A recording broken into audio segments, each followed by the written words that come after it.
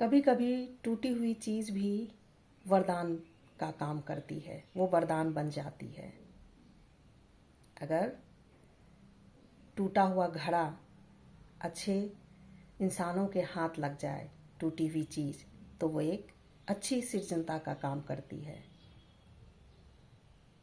क्योंकि हमारी कमज़ोरी भी कभी कभी हमारी ताकत बन सकती है। मीरा नाम की एक महिला थी। वह एक कुशल लेखाकार थी। वह कार्यों में निपुण थी, लेकिन अपने जीवन में अपने कार्यों से संतुष्ट नहीं थी।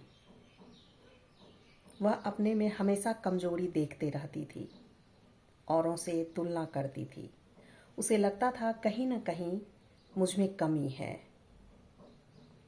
उसकी एक आदत थी कि वह हर एक छोटी छोटी चीज़ों को, फाइलों को बारीकी से देखती थी।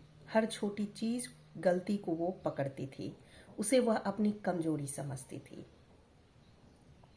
एक बार कंपनी में ऑडिट का काम चल रहा था। सभी फाइल को देख रहे थे, लेकिन उलझ जा रहे थे। लेकिन वहीं मीरा हर छोटी छोटी चीज़ों को बारीकी से देख रही थी, हर फाइल को ध्यान से पढ़ रही थी। उनकी यह छोटी गलती पकड़ना उस दिन बहुत ही नया रूप लेके आया। वह कंपनी को बड़े नुकसान होने से बचा ली। तो वहाँ के जो मालिक थे वह कहते हैं कि मीरा, जो तुम इसे अपनी छोटी गलती जो पकड़ती थी उसे तुम कमज़ोरी समझ रही थी, आज यह हमारे लिए वरदान साबित हुआ। आज तुम्हारी इन आदतों की वजह से बड़े नुकसान से हम लोग बच गए, हम लोगों को नुकसान नहीं हुआ। तो कहने का मतलब है कि हमारी कमज़ोरी भी कभी कभी हमारे लिए वरदान बनती है। टूटा हुआ बर्तन या टूटा हुआ घड़ा, पात्र, यह नहीं देखना है कि वह टूटा हुआ है, उससे देखना है आखिर क्या बह रहा है।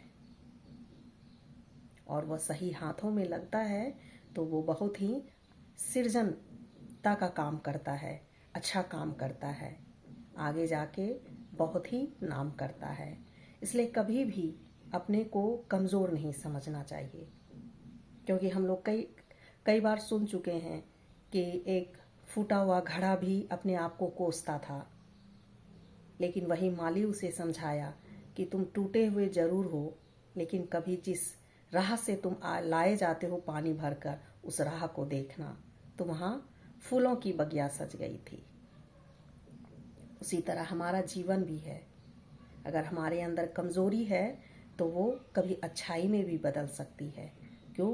क्योंकि हमेशा कमज़ोरी गलत ही नहीं होता है, कभी कभी वह हमारे जीवन के लिए लाभदायक भी होता है।